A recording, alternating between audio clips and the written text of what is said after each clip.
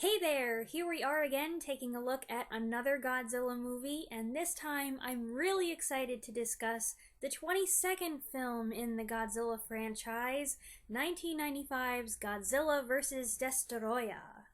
This is the sixth and final movie of the Heisei series, and the last of these amazing epic posters. Before we proceed, a word or two about the name of the monster. I'm saying Destoroyah because that's the way it's written. They went with that spelling for dull practical reasons. It's hard to copyright a common word like destroyer, but this sounds way cooler anyway. Honestly, which movie would you rather watch? Godzilla vs. Destroyer or Godzilla vs. Destoroyah? The people of Japan find themselves facing two major problems. The first is Godzilla, who surfaces at the beginning of the movie looking like this. Meet the phenomenon known as burning Godzilla. According to the scientists, Godzilla's heart acts as a power reactor. An underground eruption that caused his home island to disappear has created an excess of nuclear fission in his body. Essentially, Godzilla is self-destructing. His body is going to explode, which will release so much energy that everything on Earth will be vaporized. At the same time, a mysterious life form has come to light, a still-living prehistoric organism taken by accident from a tunnel near where the original Godzilla was killed, which escapes and comes in contact with a new invention eerily similar to Dr. Serizawa's oxygen destroyer. This life form mutates and multiplies until it reaches its final massive form, a living oxygen destroyer named Destoroyah. Now GeForce must ask if it's possible to eliminate both of these catastrophic threats without destroying life on the entire planet. There's so much to talk about in this movie. Where do I even start? This one is the conclusion of a storyline that started 2 movies ago with Godzilla and Godzilla Jr. It's the culmination of a 6-movie stretch, actually a 7-movie stretch going back to 1984's Return of Godzilla, but also, more than any other Heisei-era Versus movie, it reaches all the way back to Godzilla's roots in 1954. The movie includes many references to the '54 film, direct and indirect, as well as film clips. New characters have family ties to characters from that film, and this movie features a cameo appearance from Momoko Kochi, briefly returning in the role of Emiko Yamane. I wasn't expecting any of this, so it was a really neat surprise. The opener is fantastic in this one, my favorite of the 6 films, which is saying something because all of the openers have been pretty good. I love the old school start with the sound of Godzilla's roar playing over a blank screen, and then Godzilla shows up and it's like, what happened to you? I'd heard of Burning Godzilla, but had never seen it and didn't know what exactly it meant. It's an intriguing concept and design, and they did a great job introducing it. And then with the awesome title reveal, this whole opener really sets the mood for the film to come. If I could play the whole thing for you, I would.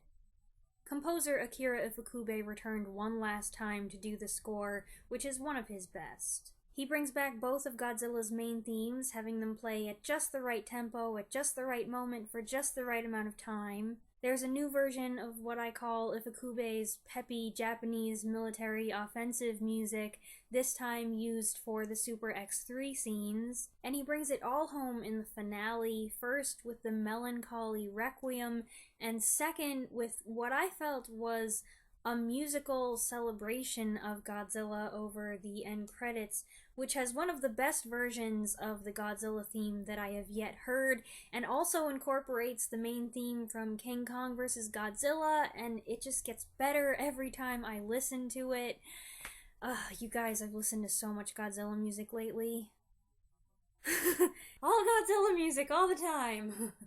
Just like the Showa-era films, the Heisei movies have generally had their share of corny and goofy moments, be they the product of a crazy plotline, bad dubbing, cheesy effects. But there's not a lot to make fun of here. The dubbing on the whole isn't bad, the effects are fine, with the exception of a couple rough, long-distance shots of the Destoroyah critters. Some of the plot details may be on the brink of going over my head. There's just so much science. When they bring in Super X3 and they're talking about it being equipped with freezer weapons and cadmium missiles and how the cadmium will counteract the fission, but oh no, now the reactor is going to have a meltdown instead, yeah, I have no clue what half of that stuff means. But you don't have to be a nuclear physicist to get the gist. It's explained simply enough that we can all follow along, as it should be. After all, these movies were made for young people, right? And I'll take their word for it that the science is relatively sound as it's been in any of the other movies.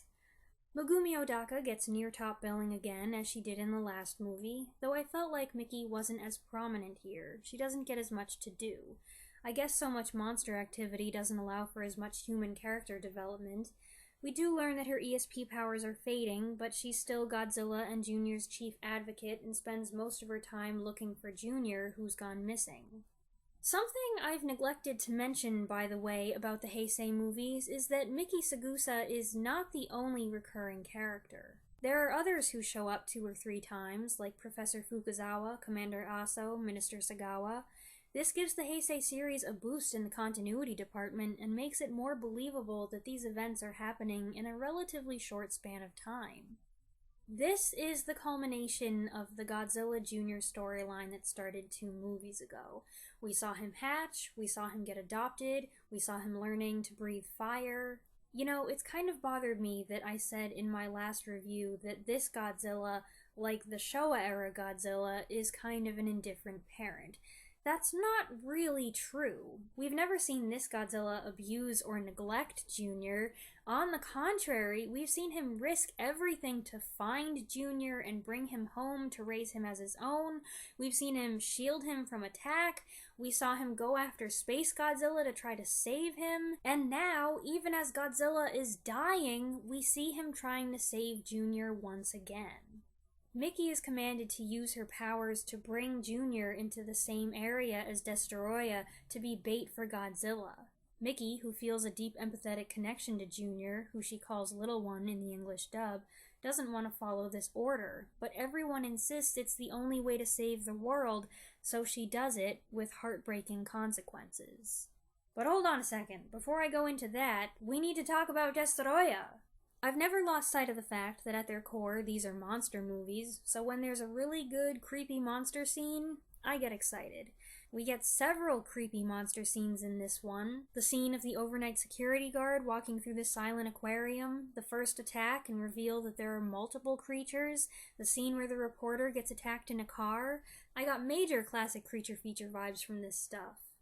This creature, or creatures, are more cunning than the average kaiju, I think. They hide, watching and waiting for an opportune moment to strike. I don't recall many monsters in this series who do that and take advantage of the element of surprise. They're big, they're tough, but they're not always subtle. This thing goes hunting. I find it pretty disturbing that these oversized, creepy critters of unknown capabilities can apparently multiply at will. But what's worse than that is that they can combine and transform into one huge, hideous monster. That's when you get Destoroyah, who I'm going to vote is the most horrifying kaiju. Congratulations, buddy, you win! You freaked me out more than Biollante did. I don't even want to put your picture in this video. I have little doubt that this demon beast from hell would have scared the poop out of me if I'd had the misfortune to see this movie as a child. Oh, and he can fly, too! Great! Okay, at this point I'm going to start talking about the final act. So here's a spoiler warning for anyone watching this video who has not seen the movie, but would like to and would prefer to go into it not knowing everything that happens. I don't normally do this, but this is one of those cases where I really feel like I should discuss the ending, so proceed at your own risk. Alright, so let's talk about the ending, really the whole last half hour, which is an emotional roller coaster. It's not just a seemingly endless fight like I felt the last couple movies were. It is dark, it is disturbing, and it is sad. They need Godzilla and Destoroyah to cancel each other out, so they use Junior as bait. But before Godzilla arrives, Junior has to face Destoroyah on his own. I never expected to feel so invested in what happens to this character, but it's Baby, the cute little guy. I've seen him grow up. I don't want to see him get beaten by this hulking, multi-horned brute. Junior makes us all proud, though. Defying the odds, he manages to hold his own and limp away. But it's a short-lived victory. Godzilla arrives and he and Junior are about to have their big reunion, and seriously, my heart is swelling with happiness for the two of them. And then this jerk shows up again and carries Junior away like he's a bag of chips. And that's when things start to get really dark. Destoroyah drops Junior from a high altitude, and Junior doesn't get up from the fall. Godzilla comes to try and save him, but Destoroyah collars him with his forked tail. Of course he has a forked tail. Drags him around, vomits white stuff that looks like bird poo all over him, rips at him with his horns, divides himself up into more little creatures that swarm all over Godzilla. How do you defeat an enemy like this? Finally, Godzilla makes it over to Junior and attempts to regenerate him, but he just doesn't have enough energy. I cannot describe to you how pathetic this is to watch. We've never seen this Godzilla so broken, so powerless, so human. Destoroyah, who we can say is insensitive in addition to all his other splendid qualities, once again chooses this emotional moment to come back. Godzilla goes after him, more out of revenge now than self-defense, though it seems he can't win this fight. But just as Godzilla's body temperature rises to meltdown level, his power intensifies enough to blast Destoroyah, delivering a blow that leads to, well, an inconclusive end. Is he mortally wounded, or just injured enough to back off? We don't get a clear answer, and it really seems like Super X3 is the victor in this fight. Unless you can find the alternate ending, which I've heard at least gives Godzilla the satisfaction of kicking Destoroyah's butt. Meltdown begins, and so commences one of the most agonizing sequences in Godzilla history. Godzilla writhes in pain and grief as his body starts melting. Skin, muscle, bone, all melt away as the sorrowful music crescendos until finally Godzilla is gone. And even though he spent much of his time in this series as an adversary, we're right there with Mickey mourning his death. But out of death comes life. We watch in awe as a figure emerges amid the smoke and debris. It's not Godzilla, but Godzilla Jr., regenerated, healthy, fully grown into adult form, having absorbed Godzilla's radioactivity. And that's where the movie and the Heisei era comes to a close. This is one of the best endings of a Godzilla movie that I've seen, although, okay, in full disclosure, I will admit that the first time around, I didn't fully understand.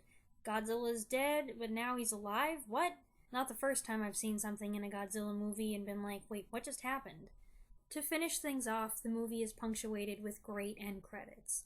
Well, they're better if you watch the original version as opposed to the truncated version on the TriStar US release. The original version has a montage that includes not just clips from the 1954 film, but also from the 1984 film and all the Heisei films, accompanied by Ifukube's last rousing send-off for Godzilla. I think the combination of this upbeat final note and the emergence of Godzilla Jr. alive and well and ready to carry on Godzilla's legacy kept me from feeling completely demoralized by Godzilla's death, and when all's said and done, I come away thinking not just that was a good movie, but I love this franchise. One final thing I'd like to mention as we're wrapping up the Heisei era is that this movie features a number of lasts. It's the last Akira Ifukube Godzilla score and his second to last film composition. It's the last film produced by Tomoyuki Tanaka, who produced all of the Godzilla films up to this point.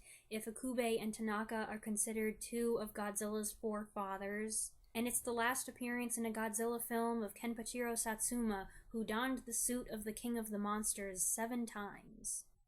I've looked forward to watching this one ever since I started this review series a year ago. It's part of the reason why I started the review series in the first place.